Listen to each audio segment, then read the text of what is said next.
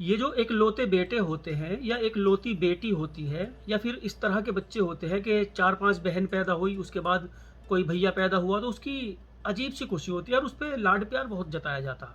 या फिर इस तरह से कि 4-5 भैया पैदा हो गए, उसके बाद एक बहन पैदा हुई तो उस बहन के ऊपर बहुत लाड लुटाया जाता, लाड करते, प्यार करते।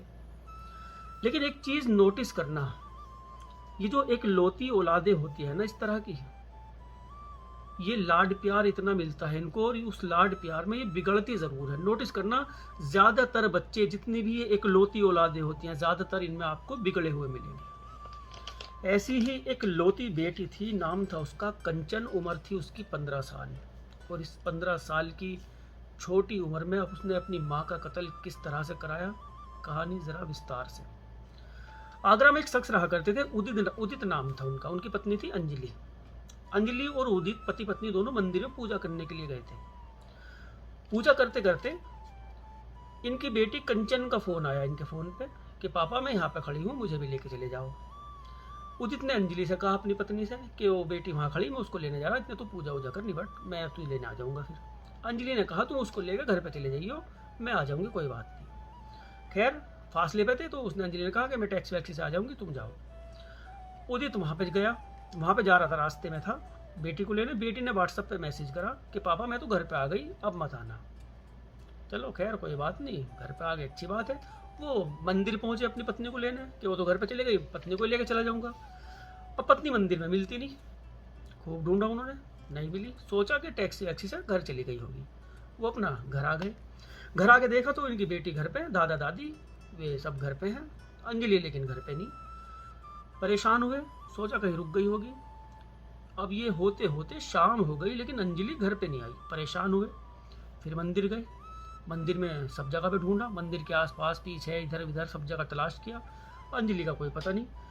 रात होने लगी, परेशान हुए, परेशान हो गए, थाने में इनकी कंप्लेन करा दी कि पत्नी के साथ ऐसे ऐसे, पूरी बात बताई कि मंदिर गए थे पूजा करने, बेटी ने फ़ोन किया, ऐसे ऐसे घर पे चले गए, पत्नी घर पे लौटी।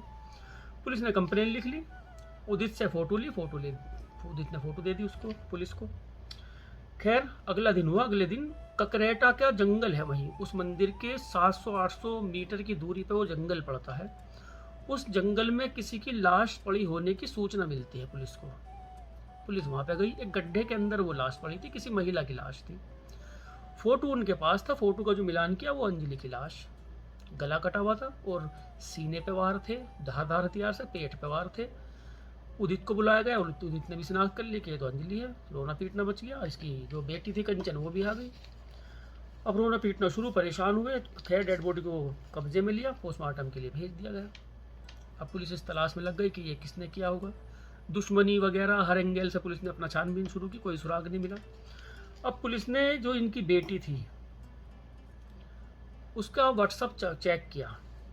जो मरने वाली थी अंजलि, उसका मोबाइल मिला नहीं उसके पास। कंचन के ऊपर पुलिस को शक हुआ, उसके इंस्टाग्राम पर कुछ कॉल आई हुई थी, मैसेज आए हुए थे, उसके व्हाट्सएप पर कुछ कॉलें हुई हुई थी, मैसेज आए हुए थे, उससे पुलिस को इनके ऊपर शक हुआ। उदित का भी मोबाइल खंगाला, उदित के मोबाइल में पुलिस को कुछ नहीं मिला। अंजलि का मोबाइल जब खंगाला, इसके मोबाइल में ये चीज़ें मिली तो किसी परखर गुप्ता नाम के लड़के का उसमें नंबर था जिससे बहुत ज़्यादा उसकी बातें होती थी। पुलिस ने परखर गुप्ता के गाँव गई, वो गाँव का रहने वाला था, आगरा के पास एक गाँव में, वहाँ का वो रहने वाला था। परखर गुप्ता वहाँ मिला, उसके माता पिता मिले, उससे पूछा कि कहाँ है वो। उसने बताया कि वो तो 3 दिन के लिए बाहर गया हुआ, यहाँ तो है नहीं। उसके मोबाइल की लोकेशन देखी तो लोकेशन उसकी गांव की बता रही है कि है तो वो यहीं, घर वाले झूठ बोल रहे। कुल मिला के वो फरार हो गया। पुलिस को और शक हुआ उसके ऊपर। एक कंचन से पूछताछ की, कंचन ने कुछ बताने को तैयार नहीं, उसको मेरी तो माँ थी, मैं तो यूँ थी, मैं तो यूँ थी, अपना रोना पीटना डाल रखा उसने। तो पुलिस को सबूत मिले हुए थे, पुलिस को कहाँ उस पर हो रहा। पुलिस ने इससे, उदित से, इसके बाप से इजाज़त ली कि हम तुम्हारी बेटी से पूछताछ करना चाह रहे हैं। उन्होंने इजाज़त दे दी, पूछ लो जो पूछना है। अंजलि से पूछा, अंजलि कुछ बतावे ना। उसका इंस्टाग्राम, व्हाट्सअप, वो सब चीज़ें, उसकी चैट वगैरह दिखाई उसको। तब कहीं जाके वो टूटी। परखर का नाम लिया, एक लड़का और था शीलू, उसका नाम लिया, वो परखर का दोस्त था। अब पुलिस इनकी तलाश में लग गई। खैर 2 दिन के बाद ये परखर भी और शीलू भी गिरफ्तार हुए, इनसे पूछताछ हुई। पूछताछ में दोनों ने अपना अपना गुनाह कबूल कर लिया। कबूल भी तब किया जब पुलिस ने इनको सबूत दिखाए। परखर गुप्ता जो था, ये पुलिस को इस तरह से बरगला रहा था जैसे कि ये बताओ कि किस चीज़ से मारा, हमारी लोकेशन बताओ वहाँ थी क्या नहीं, तुम लोग झूठ बोल रहे, हमें फंसा रहे। जब पुलिस ने इसकी बहन को, इसकी माँ को सामने लेके आई पुलिस प्रखर गुप्ता के हत्या में शामिल तेरी बहन भी थी और तेरी माँ भी थी। पुलिस के पास तो भाई बहुत सारे हथियार हैं इंसान को तोड़ने के लिए, ज़रूरी नहीं मार पिटाई से तोड़ना। उसकी माँ को लेकर, उसकी बहन को लेकर, इनको तेरी बहन भी शामिल थी सत्या में और तू भी शामिल था, तेरी बहन भी शामिल थी, तुम सब जेल जाओगे। तब कहीं जाके वो टूटा, तब उसने पूरी हत्या का राज खोला। अब ये प्रखर गुप्ता और कंचन 15 साल की इसकी उम्र, प्यार करते थे आपस में, कॉलेज में एक में पढ़ते थे, प्यार करते थे। प्यार की खबर अंजलि को लगी, अंजलि ने बहुत समझाया कि तू अभी तो बालिग भी नहीं हुई, 15 साल की उम्र है, तू ऐसे ऐसे काम कर रही, पढ़ाई पे ध्यान दे ले। ये मानती नहीं थी माँ की बात बिल्कुल, एक लौती बेटी थी, लाड प्यार से पली हुई। इधर प्रखर गुप्ता का जो प्रोग्राम था ये था कि करोड़पतियों की ये औलाद है, अगर प्यार के झांसे में आ गई, प्यार कर लेंगे, शादी कर लेंगे और मैं भी करोड़पति बन जाऊंगा। प्रखर गुप्ता का जो बैकग्राउंड निकाला, बैकग्राउंड में पता लगा प्रखर गुप्ता का जो बाप था उसने भी किसी की हत्या की थी और हत्या के जुल्म में वो जेल गया था। उसके बाद बाहर आया, बाहर आने के बाद उसने सुसाइड कर लिया था। इस तरह का उसका बैकग्राउंड मिला। अब कंचन से उसकी माँ बहुत समझाया करती थी, ये नहीं मानती थी। कंचन ने बताया वहाँ थाने में बैठ के कि जब पापा दुकान पे होते थे, मम्मी कहीं बाहर होती थी, तो ये प्रखर गुप्ता को घर पे बुलाया करती थी। दादा दादी अपने कमरे में सोया रहते थे, ये चुपचाप बुला लिया करती थी। और प्रखर गुप्ता के साथ कोई लड़की आया करती थी तो दादा दादी अगर देख भी लेते थे तो लड़की होने की वजह से साथ में, तो वो ध्यान भी नहीं देते थे कि ये क्या कर रहे क्या नहीं कर रहे अपना। फिर ये लड़की बाहर बैठ जाया करती थी, अंदर कमरे में अपना 15 साल की बच्ची, चल रहा काम उनका। तो इस तरह से इनका काम चल रहा था। माँ समझाती समझाती थक गई। प्रखर गुप्ता को अंजलि ने धमकी दी कि तुझे पोक्सो एक्ट के तहत फंसवा दूंगी, तू नाबालिग बच्ची को ऐसे ऐसे कर रहा। जब उसे फंसाने की धमकी दी तो प्रखर गुप्ता ने भी प्रोग्राम बनाया, अंजलि ने भी अपनी माँ से छुटकारा पाने के लिए प्रोग्राम बनाया। इनकी मीटिंग हुई, मीटिंग में तय हुआ कि इसको मारेंगे। मारने के लिए क्या किया, मंदिर में बुलाया था कंचन ने, साथ में बाप भी आ गया इसके। माँ बाप को अलग करने की वजह से कंचन ने उस दिन खुद जानबूझ के मैसेज किया कि पापा मैं यहाँ पे खड़ी हूँ, मुझे ले जाओ, माँ बाप को अलग करने के लिए। वो उदित वहाँ से उससे अलग हुआ।